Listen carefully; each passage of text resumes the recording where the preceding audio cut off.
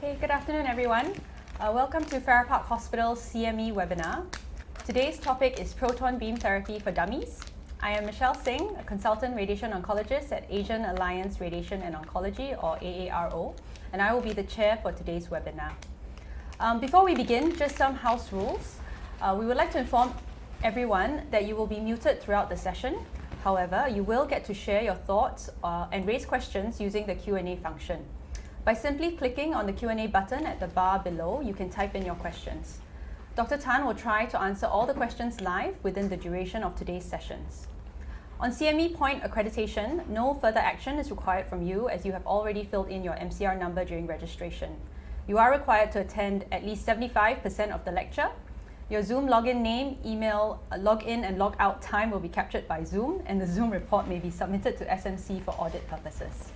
So without further ado, let me introduce Dr. Tan. Dr. Daniel Tan is the Director and Senior Radiation Oncologist at Asian Alliance Radiation and Oncology. Dr. Tan received his training in clinical oncology at the National Cancer Center, or NCC, before founding AARO. He had trained in stereotactic radiosurgery and stereotactic radiotherapy, as well as pioneered several stereotactic treatment programs when he was at NCC. His subspecialty training with a focus on neuro-oncology was done at international centers, including Proton Therapy at the University of Pennsylvania's Roberts Proton Therapy Center in the USA, and spine radiosurgery at Princess Margaret Hospital and Sunnybrook's Odette Cancer Center in Toronto, Canada. He also holds an MBA in Healthcare Management from the NUS Business School. Okay, over to you, Dr. Dan. Thank you, Michelle. Can you hear me? Perfect. Okay. Good afternoon, everybody. Thank you for attending this CME talk.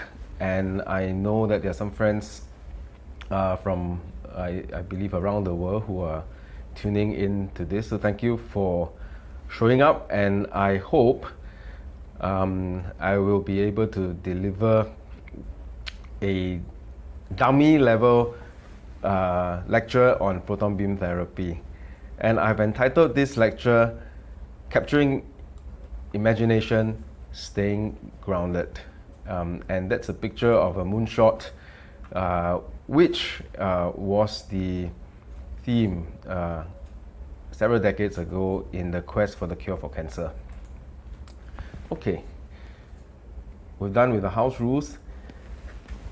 Let's start with something light. Since it's lunchtime, I hope you're enjoying your lunch. Let's look at some proton memes. And unfortunately, I couldn't find any proton memes related to proton therapy per se, but let's go. Scientists say the universe is made out of protons, neutrons, and electrons, but they forgot to mention the morons. Ha ha ha. Let's see if you can get the next one, okay? Who's this? Maybe it's one of the guys that we were talking about. But with this, I transit to another point. And this little comic from Seattle Times depicts the so-called modern version of the Emperor's New Clothes. And so somebody's asking Paul Ryan, if you remember the fateful election campaign, aren't the Emperor's new clothes handsome, Speaker Ryan? And it didn't come from me, but rather there was a discussion in ESMO 2014's Congress. And you can actually still access the program on the website. So I'm just actually showing you the website that it was actually discussed. And one of the controversy sessions that was highlighted was proton beam therapy, Emperor's New Clothes. So is it or is it not? Hopefully we can come to a conclusion ourselves at the end of this session. The second proton meme. Proton, I'm positive, electron, I'm negative, and a neutron, whatever. Trying to depict the different types of characters. So this transits us into some revision of our secondary school physics. And the proton beam is made up of a positively charged proton particle. And again, a refresher of the components of an atom. You have orbiting electrons, and you have the nucleus, which is made up of the proton and the neutron. And the whole conversation about proton therapy really surrounds the basic natural occurrence or the natural result of a proton beam colliding with matter. As it collides with the atoms in matter, its energy is transferred, or it knocks out an orbiting electron, and it thus transfers its energy, which results in ionization. And as with all ionizing radiotherapy or radiation, that chemical reaction leads to the so-called double-stranded breaks of the DNA and prevents the cancer cell from multiplying. So in its basic concept, it is really transfer of energy right down to destroying the DNA of the cancer cells, and hopefully in the most efficient way with minimal collateral damage. So the reaction number one is where the proton beam transfers its curative energy through its pathway, and it does so continuously until it completely gives up its energy.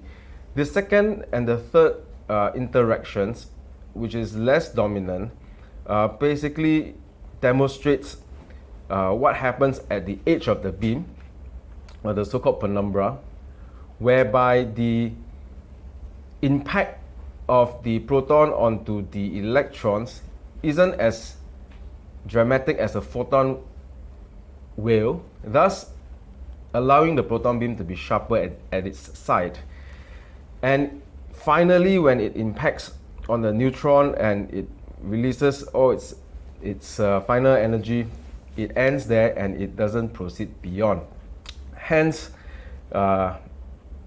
due to these characteristics, as you can see on graphs later, the proton beam is touted as a superior and preferred radiotherapy beam.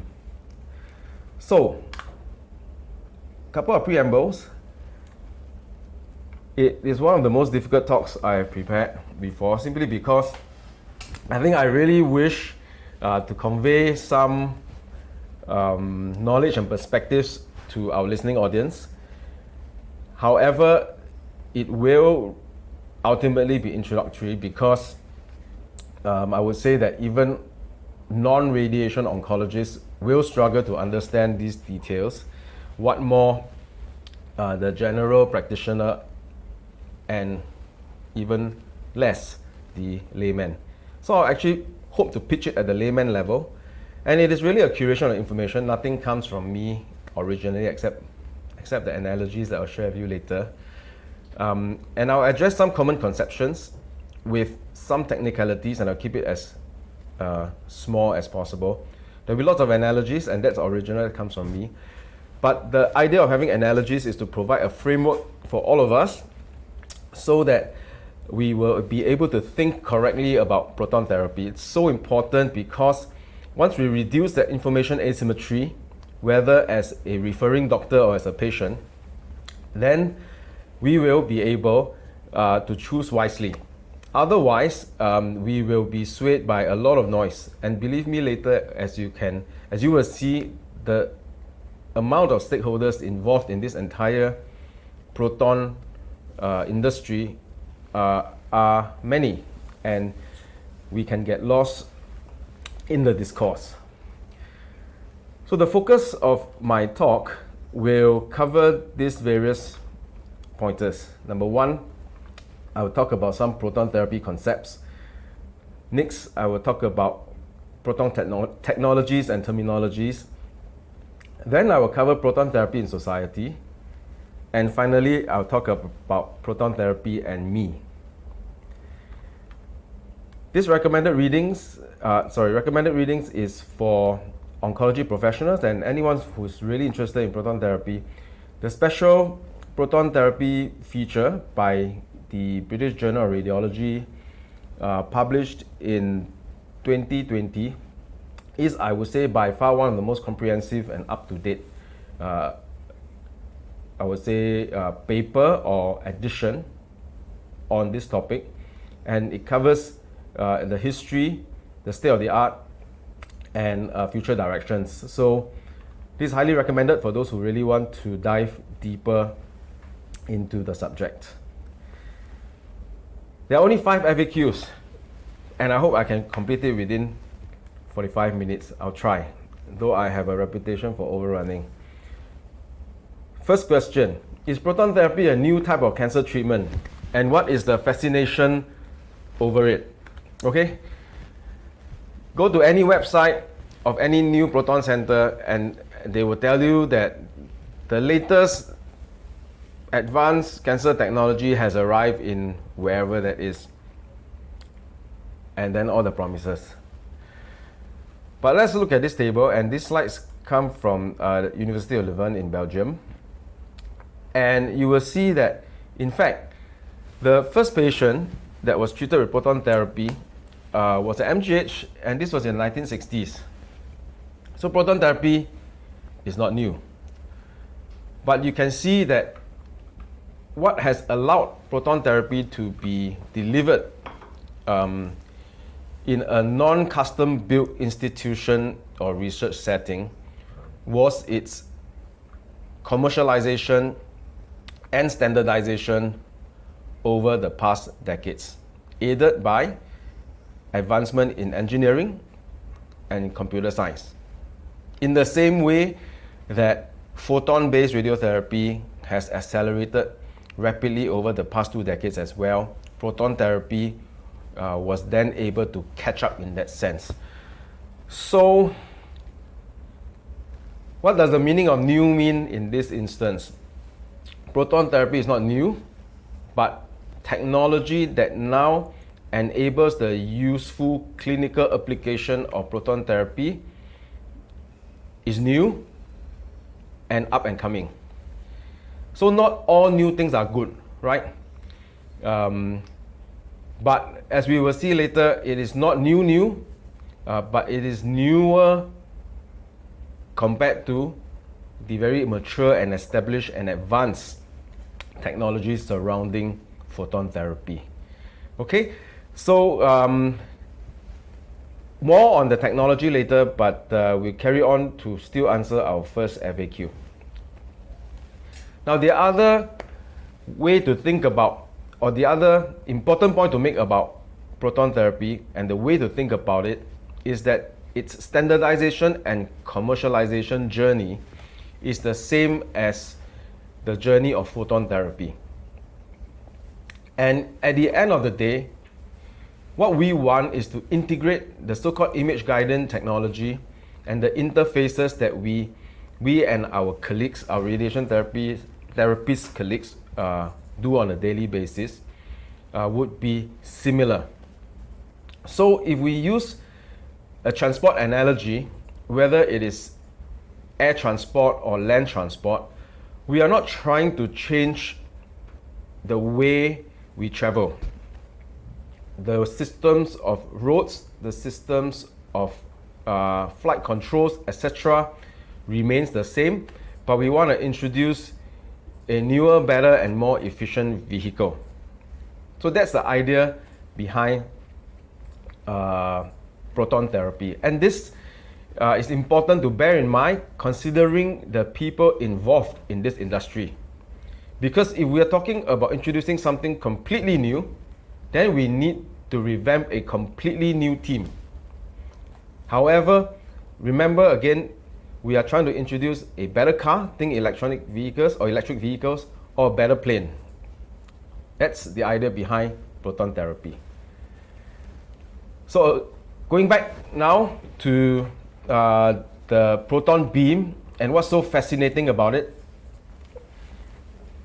Obviously, there must be a comparator. So the fascination over proton beam, it's its potential superiority or its purported superiority over the photon beam, and this is represented in these curves here.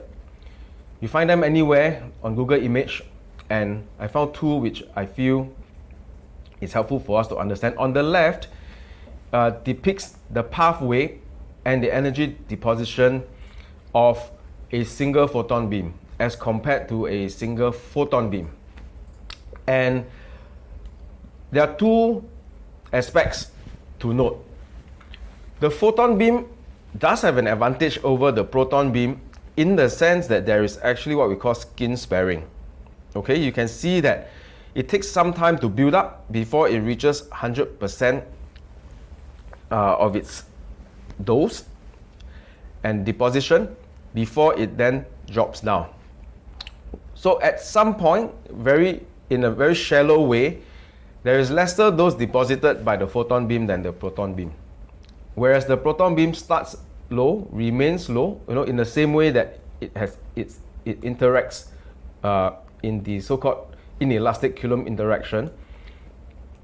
And finally, after it has steadily released all its energy, collides with the neutron and with the nucleus, has a peak, and then completely drops. So theoretically, if we are talking about treating a tumor at depth, you can see that the proton beam results in less dose deposition in tissue in the pathway coming in as well as the pathway going out. And if we could manipulate the proton beam in the same way that linear accelerators have manipulated the photon beam for human good, then certainly we have something very fascinating and interesting at hand. So that's really the promise that underlies proton beam.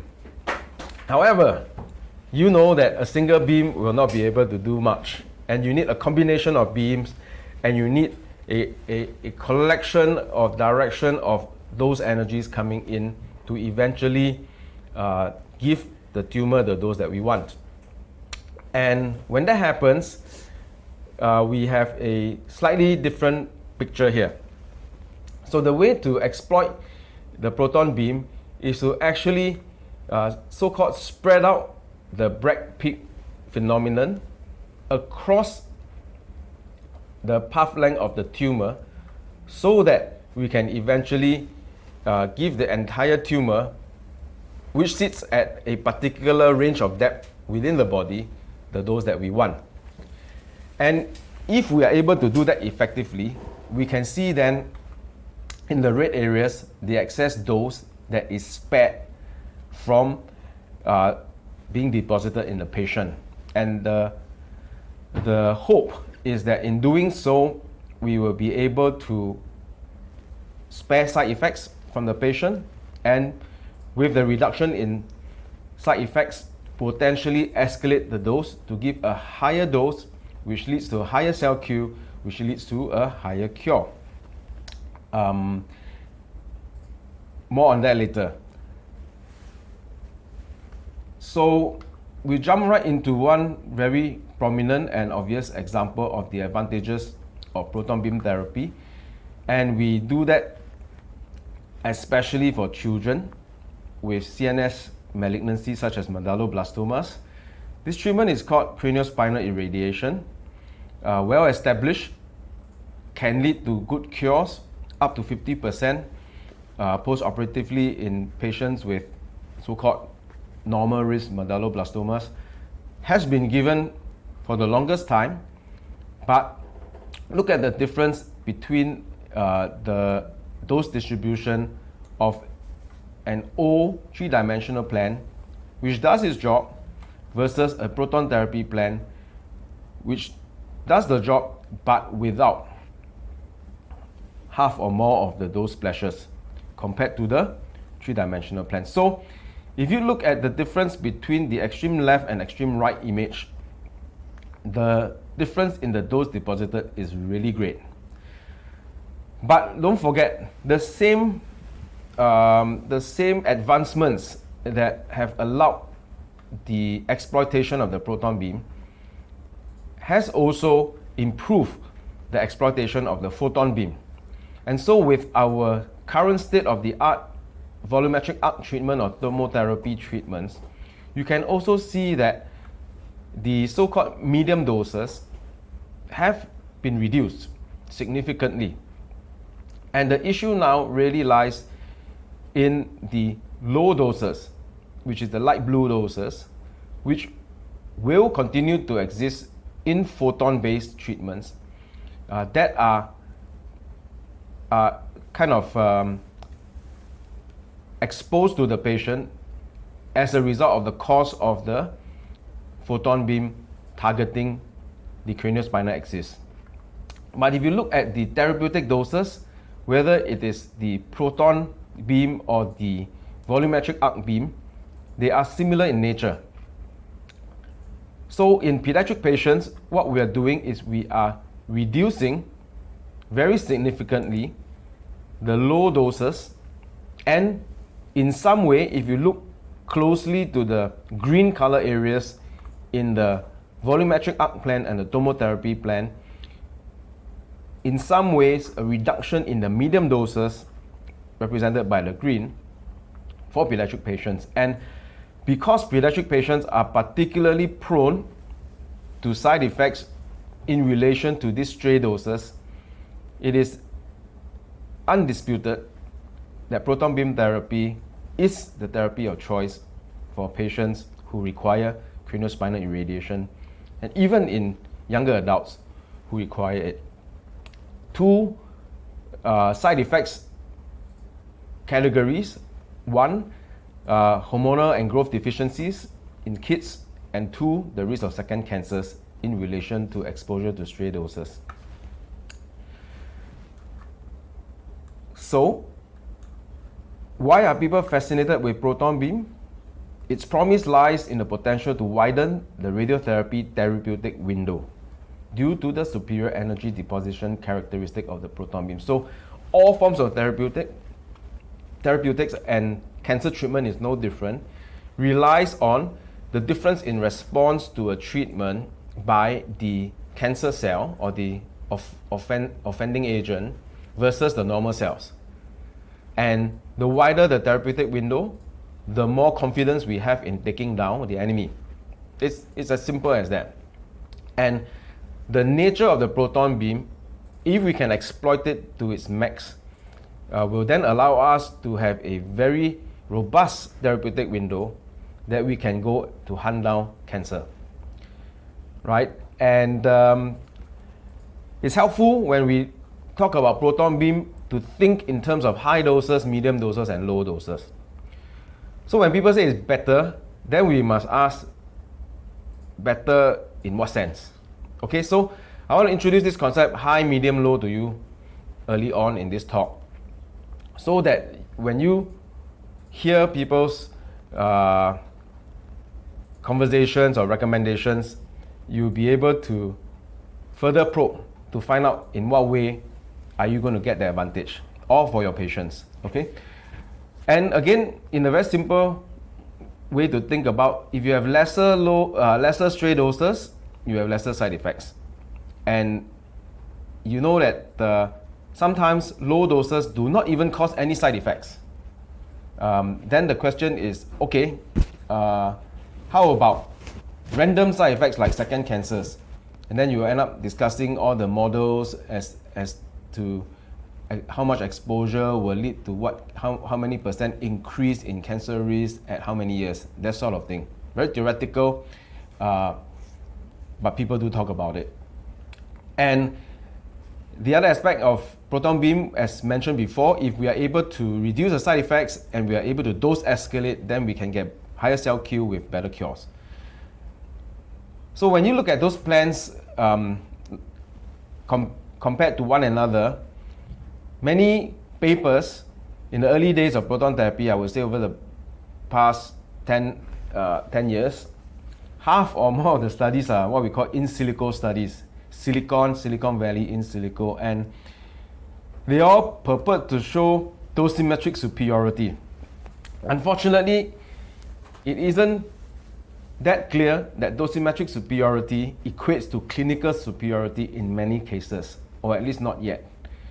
Because if it were really superior and obvious, there wouldn't be that much controversy surrounding proton therapy. And proton therapy, as we said, has been around for a long time. So in some cases, which are very clear-cut, as you will see later on in the indication section, nobody doubts it. Governments support it, and insurance will fund it. However, in other cases, certain aspects of dosimetric superiority may not equate to clinical advantage, and hence therein lies the controversy as to whether proton beam therapy is for everybody. But it is promising. But I must add that proton therapy does not exist in its own world. It exists in a space whereby there are many ongoing advances as well. And so one must remember that the state-of-the-art photon therapy is really good too. And I may add that the state-of-the-art proton therapy technologies is more advanced than proton therapy technologies, which the proton therapy technology, being new, is trying to catch up with. And unfortunately, part of the fascination with proton beam therapy lies in the marketing efforts backing it. And finally, when you come to the stakeholder discussion part, you also know that there are many vested interests in this department. So that all this adds up to cause maybe patients or practitioners to be somewhat fascinated with proton beam. Okay, so we switch gears and we ask ourselves the second frequently asked question. So what type of cancers is best suited for proton beam therapy? I try to keep this one fast. We start with the conservative folks in the UK. I think they are known to be pretty focused on cost effectiveness. They are also known to think before they shoot as a culture. And so for years, they have been sending their pediatric patients or patients who require proton therapy overseas for treatment. And there were multiple consultation sessions and white papers that were written that eventually then led to them having 2 centers under the NHS. And the current so-called general principles of NHS England indications for proton therapy list is pasted here. And I'll just read to you very quickly what it says. A clear indication for radiotherapy defined as curable with cancer survival expectation of at least 40%, 5-year survival, and no comorbidities likely to limit life expectancy to 5 years or less. For teenagers and young adults and adult patients with WHO performance status of 0 to 1. Okay, so it goes on to say that patients with base of skull and spinal or paraspinal tumors, where the rationale for proton beam therapy is to achieve dose escalation, should have had appropriate and maximal safe resection to minimize residual disease and achieve adequate clearance from critical dose limiting structures, such as the brainstem and optic structures.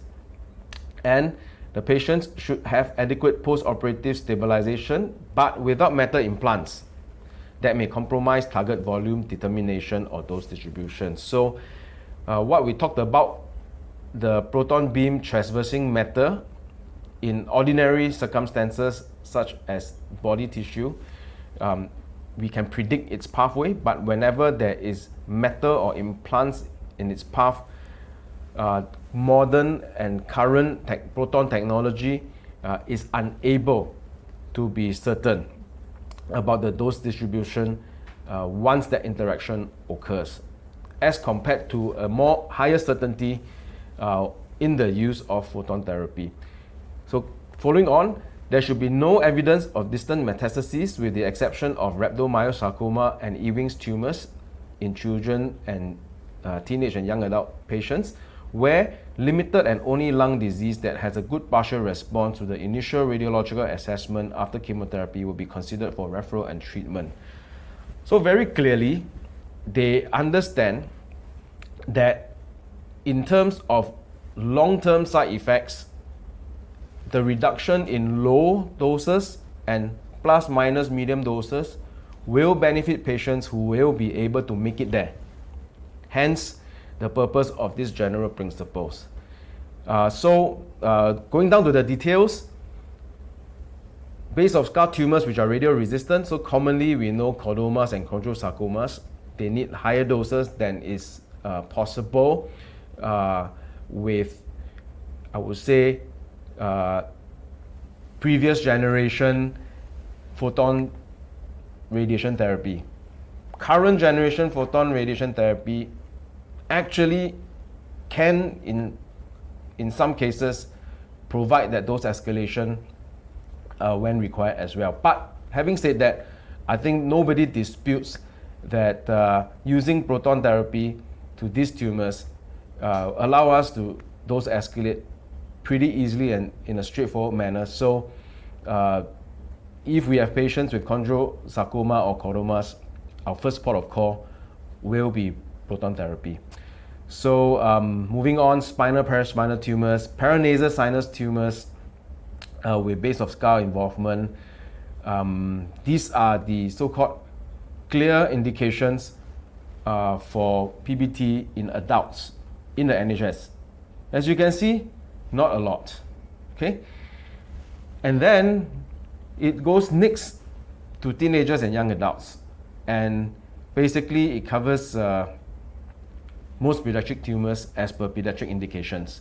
And in the pediatric setting, whether it is malignant or benign, the idea behind the use of proton therapy is to reduce these stray low doses to avoid the late effects that we covered just now when we showed the craniospinal irradiation example. Now, this is what matters to us. You can find this on the MOH website, and you can see the eligibility criteria for MediShield Life claims in proton therapy. This is very interesting because one would say that it is a pretty generous list of indications, and it is up to you to read between the lines when you see the fine print. Okay, so again, not different from NHS, base of skull chordomas, chondrosarcomas, and so on. They are clearly supported. I think the key lies in the so-called PBT category classification. If you look carefully, those with a classification of 1 who fulfill the eligibility criteria above 1 to 5 can use their MediShield to claim. But those claim limits are not very different from conventional radiotherapy claim limits. Okay? But when you go to 3, that's where you will see that there is support at the funding level for those conditions. Okay? And I'll let you explore this yourself because there's simply no time to go to the details. But essentially, it gives you an idea behind what is commonly accepted as an indication for proton beam therapy because it is supposed to be better versus those which are not. Okay, so now to look at the dosimetry, you can actually see skull-based tumors and their dosimetric advantage comparing between state-of-the-art photon, which is IMRT and VMAT, versus IMPT. Again, think high, medium, and low. High being the red, medium being the green, and low being the blue. Unlike what we imagine to be a perfect clear-cut lousy versus best, you will see that the improvements are there, but not extremely significant. Okay, so but there's in the next slide I think this is a very interesting example taken by MD Anderson and Oklahoma's proton therapy site, which actually shows the excess dose that we can save when we use proton therapy for complex anatomy. Now, proton therapy allows us to deliver the prescribed dose on the left to a very complex chest wall anatomy, sparing the heart from even the low doses. RMRT gives us good coverage, but you can see that in the lower doses, there is overlap onto the heart and the lungs. Now, if you use the O3-dimensional techniques whereby the beams cut directly diagonally across, then you have the whole medium and high doses covering the heart and lungs as well. That's impossible. We can't do that with good conscience. So you can see in these complex treatments, proton therapy really saves the patient from this dose. And if you look at the amount of radiation that is spared from the patient, this is good marketing material, you know. It's like we spare the patient 12,500 head and neck CT scans, and we reduce their secondary cancer risk by more than 96%. Now, if you remember your statistics, this is a relative risk reduction and not an absolute risk reduction. So the key question to ask is, what is the baseline risk? Okay, but the point to make is that while we try to define what are clear-cut indications for proton beam, ultimately proton beam is a tool, and that tool can be used to good effect in cases which are not under the high-level classification of proton beam indication. That's the point I'm trying to share. Okay, now I'm going to speed up very quickly now since we have covered the intricacies in proton beam. What is the state of the art in proton beam therapy? Now, for your own interest, this is where it all starts. This cylinder of hydrogen gas is ultimately what produces the proton beam to treat the patient. So, for a treatment that costs between $100,000 and $200,000, it all starts from this little canister of hydrogen. But of course, the cost required to convert this hydrogen gas into the therapeutic beam and the equipment required is enormous.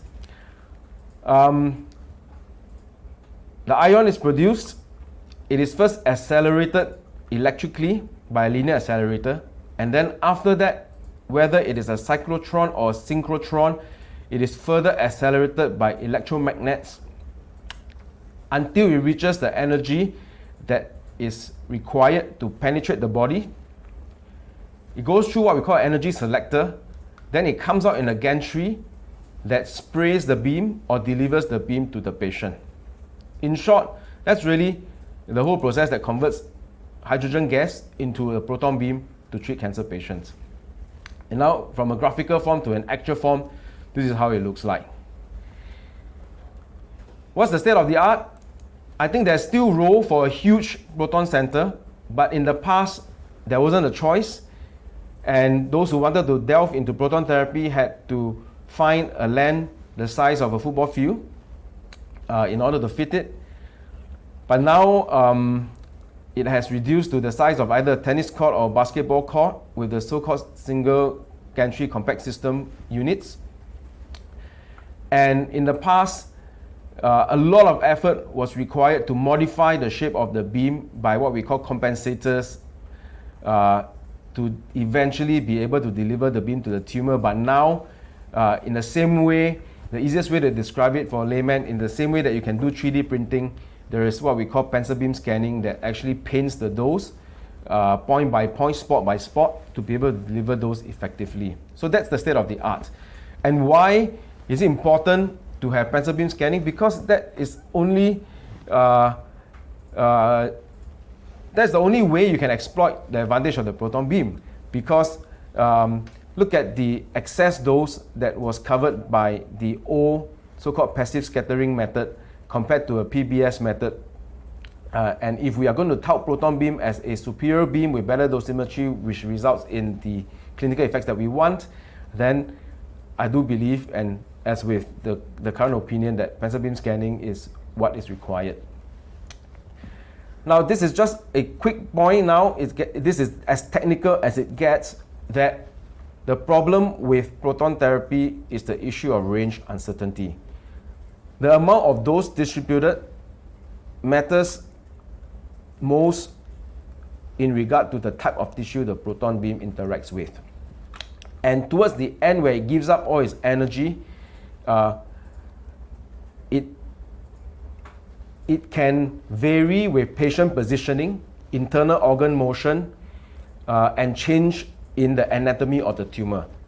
Hence, on the left is the theoretical advantages of the doses that can be saved with photon therapy. Remember that initial graph. But on the right, in reality, the red areas is where proton therapy is uncertain, which means to say, in those areas, you either have to cover more or you have to accept uncertainty if you use proton therapy to treat the patient. Whereas in photon therapy, in conventional radiotherapy, you could be pretty assured that where you prescribe your dose to, you will get it. Okay? Now, we have completed the so-called technical parts. We're going to move to the last two frequently asked questions: proton therapy in society and proton therapy and me. First question, question 4. Who are the stakeholders in proton beam therapy? Very simple.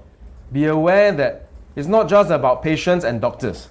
Behind patients and doctors are the so-called healthcare providers, whether they are hospitals or outpatient cancer centers. There's also industry, the people who are driving the research and development of these so-called newer and better machines. Now, underlying all these are capital providers. They may be donors, they also may be funds, they could be pension funds, investment funds, banks, whatever. And then in healthcare, there's always the payer, there's always the insurer or a national scheme and so on. And finally, there is the government and regulators. And all these people play a part in the final outcome of how proton beam is viewed in society. Two articles, one published in 2015 and the other published in 2016 in the Wall Street Journal, talking about how big bets on proton therapy was faced with uncertainty after prostate as an indication was removed by insurers. The second article in 2016 talked about how proton beam therapy gets renewed attention when compact systems which are cheaper are now readily available.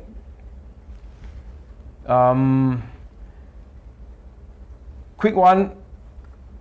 For years, the combination of high cost and low indications put hospitals in a catch-22 situation. Hospitals were unwilling to make a multi-million-dollar bet based on thin evidence, but without more treatment centers, there was no way to gather enough evidence to prove that the technology was worth it, or was worthwhile. Okay? And in the same article, in 2016, it says in the past 5 years, though, the number of proton beam therapy rooms worldwide has nearly doubled to 171. In 2014 and 15, deals involving a total of 66 new rooms were signed, compared with just 17 in the previous 2 years. And that's because much cheaper systems in the range of 40 to 50 million were available as compared to a previous investment of 200 million. Now, I'm just going to quote here from the article what the head of Belgian hospital Leuven said, just to give you an idea of the perspectives that does not come from doctors or patients. He said that while evidence on the cost effectiveness of proton therapy was still thin, having the facility, which should be operational in mid-2018, would make the hospital part of the club by enabling its researchers to run clinical studies comparing proton beam therapy with traditional radiotherapy. It's more than prestige. We need to invest to make sure we remain ahead of others. It is also an opportunity to do research with this setup. So I think what I want to highlight about the stakeholders in proton beam therapy is that there's an issue of interest here, and different stakeholders have different interests. Patients want the latest treatment. Doctors and professionals want to do their best for the patients, but they also want to keep abreast with the latest technology and toys. Healthcare providers want to stay ahead of the competition as well as to make the latest treatment available. Industry, manufacturers, they want to lead and innovate, but they also want to sell more. Capital providers, of course, philanthropy, the guy does it to leave a legacy and to help others, but the funds require a return on investment. For insurance, they need to do damage control because the price and the cost of proton therapy is anywhere from 3 to 5 times the cost of photon therapy. For regulators, they want to do good for society to help ensure fairness among all stakeholders, but they are also run by their own regulation philosophy. For governments, they want to ensure access to appropriate care, and sometimes they also have economic considerations to allow free market to work. So potentially it could boost our medical tourism, things like that. So I just want to make a point, and I know it's really way out, but think about it. Crypto is here in Singapore, okay? But crypto may not be in everyone's interest. So proton beam is here in Singapore, but it may not be in everyone's interest. You just need to bear that in mind when you make your decisions as to whether you want proton beam therapy or not. Now finally, I know I have about 10 minutes more. I'm going to end with FAQ number 5, proton therapy and me. How do I make sense of these? How do I decide if proton therapy is for me? How do I decide who and where to go to for proton therapy? How to make sense? I think you've heard me make these points, but I'm going to read to you again. Proton therapy is a promising radiotherapy tool that is seeing a resurgence due to engineering and computer advancement. Nothing new here, but because we can control the beam better, it has now seen a resurgence. And of course, we can do it cheaper as well. Its promise lies in the potential to widen the therapeutic window due to superior energy deposition characteristic of the proton beam. The path of the development of proton beam follows the technological trajectory and industry standards of photon radiotherapy. State-of-the-art systems deliver much higher quality proton beam therapy than before. Okay, so we are in a good place, but there are still uncertainties that exist when compared to photon RT. There are more certainties in certain areas in photon therapy than in proton therapy. And this is only natural with newer or less mature gadgets. While it is widely accepted that proton beam therapy is superior to photon therapy in a few established indications, you've seen that pediatric tumors, skull-based tumors, and so on, its performance in most other indications are still not known. And as you can see, like the Belgium hospital, they want to be in place to perform cutting-edge research to give answers to this. So that's their motivation. So whether or not we want to participate in their motivation is a different thing. So yes, it is new. It can be better in some situations, but there's also the flip side of the coin, meaning that there are uncertainties and it may not be better. So just to revise what we've covered just now, it's not new, but it's more available. And the fact that we are not building a new road system, but we are hoping that we have a better car. So is proton beam therapy for me? One may ask. Or is proton beam therapy better for my patient? So the first question to ask in response is, can we define the problem? Because once we have the problem, we will have a solution. So can anybody guess what this picture is about? The next few slides are all pictures, so you can relax already. This is a picture of the busy Orchard Road that we go past daily if you work in Glen Eagles, for example, or Mount E. Okay, and at this traffic junction, the problem is you want to get to the next traffic junction after Taka. Okay, you want to get to Paragon. So, which one will get you there? You can take the bus, you can take BMW, you can take taxi, or you can jump motorcycle. So at the end of the day, is proton beam therapy for me? Well, define the problem, then ask whether that solution is suitable. Again, think high, medium, and low. Proton therapy is good if we want to avoid low doses to critical areas. Proton therapy is good if we want to give high doses to radio-resistant tumors in difficult areas. Okay? This is a study that showed the so-called dosimetric advantage of using proton therapy compared to photon therapy in the treatment of cervical cancers in the pelvis. What this shows is that actually in terms of covering the target, there was no difference. Everything was the same. So they went down to look at the bone marrow because you have huge pelvic bones responsible for marrow production, and they showed that for the low doses, there is a, I would say, at least 30 to 50% reduction in the low dose clouts if you use proton therapy. And they propose that perhaps it would reduce hematological toxicity in patients undergoing concurrent chemo-RT for gynecological cancers. So, is it relevant to everybody? I don't know. But again, define the problem, you will get a solution. Okay? Where should I have my proton therapy? This one will be quite fun. So bear with me over the past 5 to 10 minutes, next 5 to 10 minutes. Now, where and who to go to? You got the attending doctor to consider, you have the equipment to consider, you have the treatment team to consider, you have the facility, environment, and organization to consider. But these are important questions. And I've actually given you the principles to make those decisions. So you see those analogies. Okay, over here, if you've never been to any of those in Singapore before, these are the 3. Courtesy of their websites, okay? So do you choose it based on whether you like futuristic design or wooden design? I don't know. But again, nobody in Singapore will buy something that is previous generation, right? Although, I'll leave you to find out among them which is the newest of newest and which is perhaps a little bit behind, okay?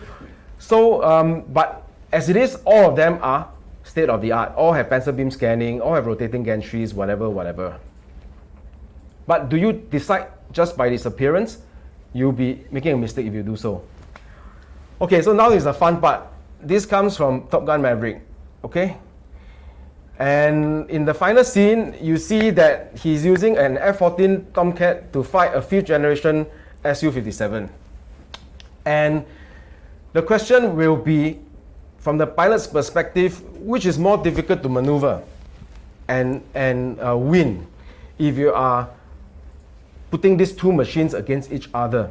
So obviously this scene was to show that this guy is so good in his flying that even when he is flying an older plane, he could kill and down a 5th generation plane. What's the difference? Number one, a 5th generation fighter has integrated systems, right? So it's able to automate many aspects of things, and in fact, with more automation, you may be able to do better, easier, okay? Whereas you need a Maverick fighter pilot to maneuver an old system to be able for it to equalize with an advanced system. So when you want to choose a doctor, the question to ask yourself is, what makes a good radiation oncologist? Or is there such a thing as a proton radiation oncologist? I'll leave you to find that out as well. What I would say is, number one, the oncologist needs to be an experienced hand in treating the tumor that he's treating. So I would say the oncological priority and the anatomical priority in treating that site with radiation is probably the highest priority in choosing that doctor. Next, I'm not practicing ageism, but one needs to be technologically current. As you can see, some of the terms I brought up and some of the graphs and evaluation criteria I brought up are very sophisticated technical criteria in deciding which plan is better. Now, if you can see a radiation oncologist who fumbles with his iPhone 11 or 12, you want to think twice about him being able to make those decisions with a proton beam plan. Okay? But hey, there is something else. You don't have to be a maverick all the time. Look at this. So you know that in that movie, Tom Cruise flew alone, and then you have a plane, and many planes now, they have two pilots. And in this setting, you have a pilot that flies the plane, and you have a weapons system officer who, by definition on the Australian website, flying F-18, which is the plane that they're flying, is a fast jet air crew who operates an advanced aircraft, teaming up with the pilot to operate state-of-the-art electronic warfare equipment, missile sensors, including radar and infrared targeting systems. So, in fact, the real star, in some instances, is not the doctor.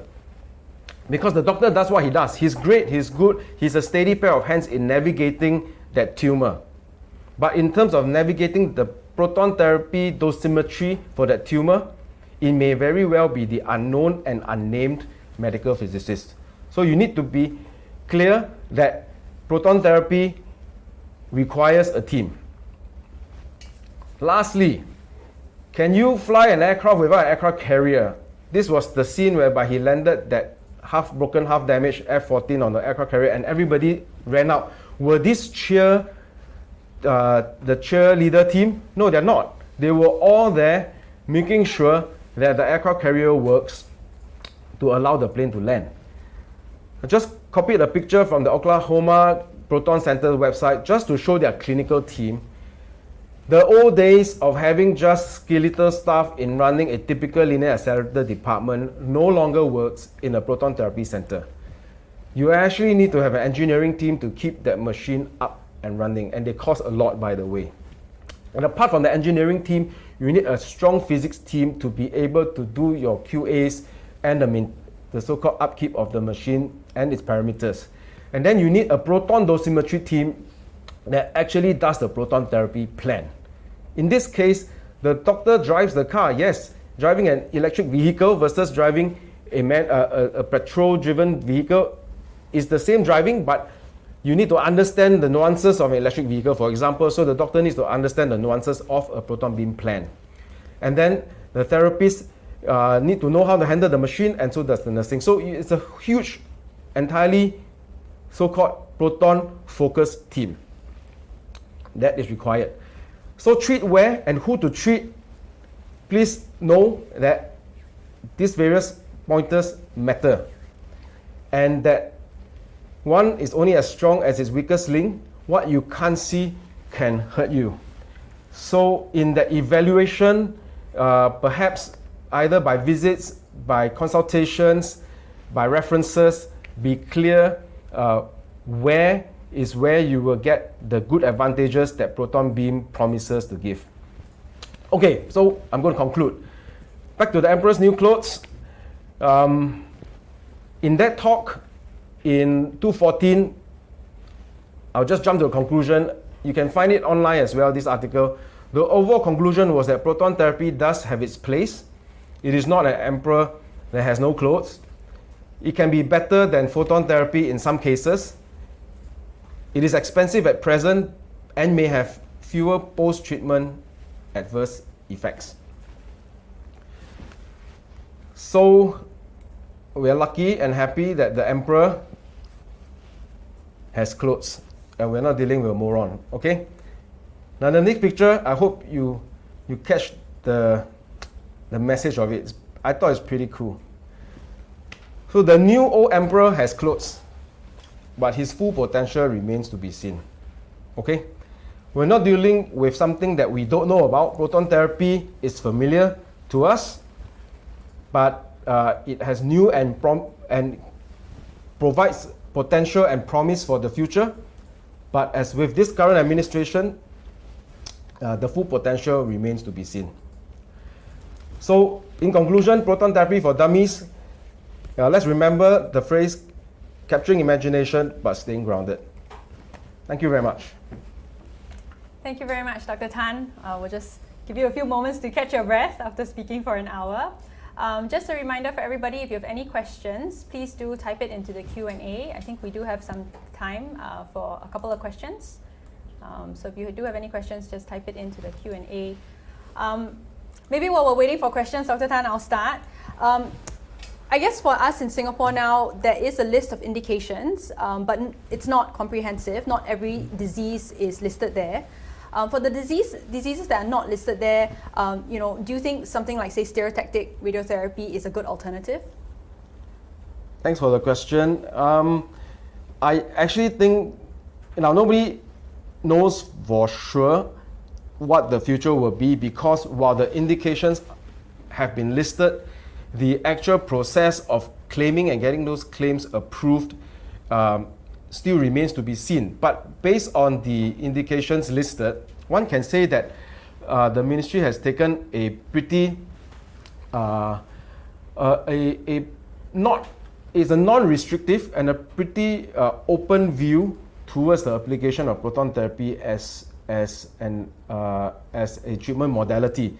So to say that just because it is not listed on that list, one then has to use a different radiation technique is somewhat restrictive. Rather, again, I would hope that the best treatment for that patient's condition should be what we give to them. And if there is room for conversation and consideration for the use of proton therapy in those instances, that will be the most ideal. But having said that, like you could see in the previous dose cloud or dosimetric comparison slides, there are some cases whereby the use of stereotactic radiotherapy or volumetric arc simultaneous integrated boost plans to pump high doses in could very well get coverage which is as good for the patient as proton beam therapy. And if those patients are elderly patients with lesser concerns about low dose splash, then there's no reason why they shouldn't go for stereotactic radiotherapy, whereby the precision and the certainty about the dose coverage, which will be, I believe, superior to proton therapy at this time because of the so-called range uncertainties. So these are the technical considerations that have to be made and discussed, aided by dual plans, seeing it on the treatment planning system in ultimately bringing the patient to a decision. Okay, thank you very much. I think everybody must have been so overwhelmed by your presentation. We don't really have any other questions. We can just wait another couple more minutes. Maybe I will ask another question then. You showed us that in our little island of Singapore we're gonna have 3 proton centers, and you did mention that in a place like UK they have 2, which is many times bigger than us. What are your thoughts about having 3 proton centers in our little island?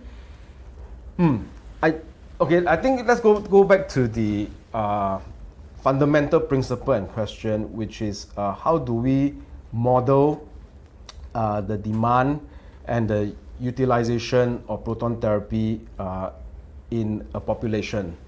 So generally, looking at the literature as well as the incidences of indications for proton therapy, the figure amongst all patients undergoing radiotherapy which may benefit from proton therapy lies within a range of 5 to 15%.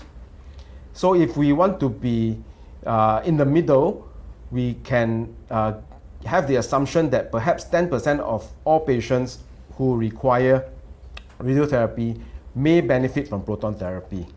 Now, if you would be doing a proper business proposal, obviously you start from the so-called utilization and demand perspective, and then using demographics, whether you are counting in the local population or the regional population as your potential patients, come out with an estimation of how many of that so-called 10% of that target population would be. And then based on the capacity of a proton therapy unit, work out whether or not it's feasible to have that center here. Now, financial feasibility of any center is critical. We're not talking here about ROI for the investors, but we're talking about the sheer maintenance costs. So for a single compact unit, estimation of a yearly operating expense, including engineering and preventive maintenance, is about 5 million a year for compact unit. So if you had bought the unit for 30 million, for example, it's easy to buy. But to continue to bleed 5 million a year, at the same time having to pay back whatever initial investment that you put in, you may run into some cash flow issues, which will then cause you to compromise on your staff and your maintenance and eventually your treatment quality, and that's where things will fall apart. So I guess I'm hoping that with our 3 centers, somehow the modeling was done correctly and it will all be thriving and they will all be able to maintain its tremendous operating costs so that we can continue to hold our Singapore medicine and radiation oncology flag high in providing good quality proton beam therapy. Okay, thank you, Dr. Tan. We have one question. What are your views on moving targets for proton therapy treatment? So this talk was really about dummies, and as you know, moving targets then will lead to a so-called difference in the density of the tissue whereby the proton beam transfers. So, like it or not, there will be uncertainties, and eventually there are various ways to optimize that uncertainty, either by taking those uncertainties into account or by calculating the lowest dose or worst case scenario as a result of those uncertainties to ensure then that the plan is acceptable before delivering it. So it's not an issue of whether it can be done. It can be done. Anything can be done. Just why cannot be done? That's what I always tell my patients. Can, sure can.